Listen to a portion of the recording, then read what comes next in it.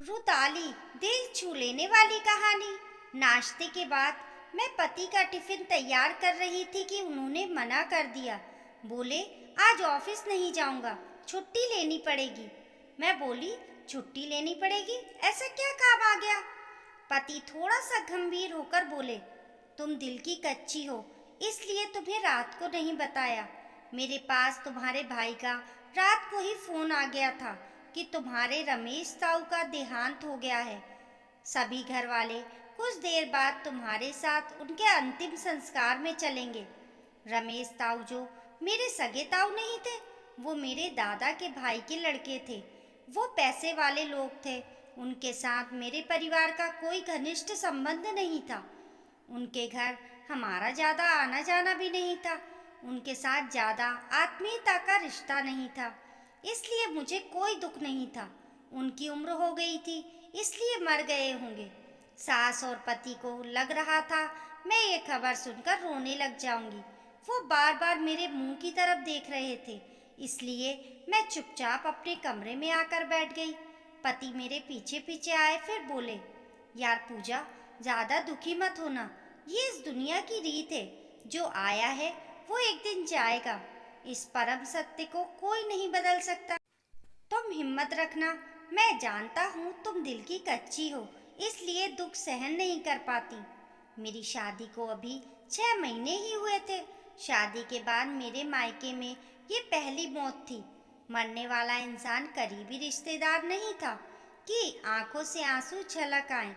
रमेश ताऊ अलग थलग रहने वाला इंसान था, फिर भी उनके अंतिम संस्कार में तो जाना ही था। ये रीत तो निभानी ही थी। मेरे लिए सबसे बड़ी समस्या ये थी कि मैं वहां जाकर रोऊंगी कैसे। पति मुझे सांत्वना देकर कमरे से बाहर चले गए। इतने में माँ का फोन आ गया।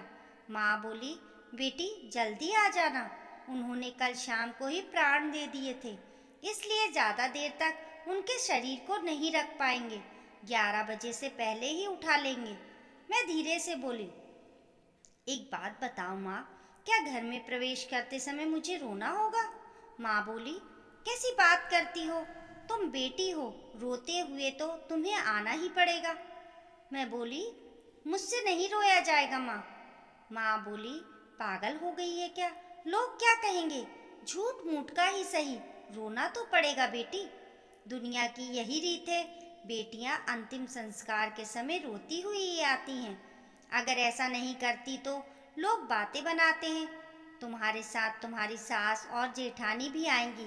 अगर रोगी नहीं तो मायके और ससुराल दोनों जगह के लोग बातें बनाएंगे। मैं बोली, लेकिन माँ, मेरे आंसू कैसे निकलेंगे? रमेश ताऊ से कौन सा नज़दीक का रिश्ता था हमारा? उन्होंने हमेशा हमारा बुरा ही सोचा था। मुसीबत में हमेशा दुश्मनों के साथ खड़े नजर आए थे। ऐसे इंसान के लिए आंसू कैसे निकालूंगी? माँ बोली, बेटा, इंसान के गुजर जाने के बाद सारी शिकायतें खत्म हो जाती हैं। सब कुछ भूलकर समाज के रीति रिवाज निभाने पड़ते हैं। तू थोड़ा सा घूंघट निकाल लेना, फिर किसी को पता नहीं चलेगा असल में रो रही हो या नहीं। माँ ने बहुत सारी हिदायतें देकर फोन काट दिया था, मगर मैं तो ससुराल में भी घूंघट नहीं निकालती थी, फिर मायके में घूंघट कैसे निकालूंगी? अगर निकाल भी लिया तो रोऊंगी कैसे? मेरे लिए ये जिंदगी की बड़ी परीक्षा थी। समाज की इन बनावटी परंपराओं पर मुझे गुस्सा आ रहा था। अगर रोना नहीं आ रहा, फिर ये नाटक क्यों? और ये नाटक भी हम महिलाएं ही क्यों करें? पुरुष तो ऐसे कामों में महिलाओं के पीछे हो जाते हैं। मर्दों के लिए रोने की कोई पाबंदी नहीं है। रुदाली तो महिलाओं को बनना होता है। झूठ का रो या सच का, रोना तो पड़ेगा। राजस्थान में कुछ समुदायों में आज भी रुदाली जो पेशेवर रोने वाली बुलाई जाती हैं, जो रोने का पैसा लेती हैं, मगर बाकी के समुदायों में हर महिला को रुदाली बनना पड़ता है। अगर मृतक अजीज हो, करीबी हो, तब तो रोने में कोई परेशानी नहीं होती, मगर बहुत सी जगह झूठ मूठ का रोना पड़ता है। शायद इस तरह की परिस्थितियों से हर महिला को गुजरना पड़ता है। रमेश ताऊ के अंतिम संस्कार में शामिल होने के लिए गाड़ी मेरे मायके की तरफ चल पड़ी थी। मुझे जिंदगी में पहली बार रोने का अभिनय करना था, जो मेरे लिए किसी परीक्षा से कम नहीं था। गाड़ी में मेरी सास, जेठानी और एक मोहल्ले की दूसरी औरत भी थी। इनके अलावा पुरुषों में मेरे पति और ससुर जी थे। मैं चुपचाप एक गठरी सी बनी सीट पर बैठी थी और भगवान से प्रार्थना कर रही थी कि समय पर मुझे रुला देना, ताकि लोगों के मुंह बंद हो जाए, वो मेरे बारे में बातें ना बनाएं। मुझे हमेशा अभिनय से डर लगता था। इसी कारण मैंने कॉलेज तक की पढ़ाई में कभी भी किसी कार्यक्रम में अभिनय नहीं किया था। मगर आज मुझे रियल जिंदगी में अभिनय करना था। एक ऐसा नाटक जिसका रियल नजर आना बहुत जरूरी था। जो ही गाड़ी रमेश ताऊ के घर के सामने रुकी, हम सब नीचे उतर कर गए।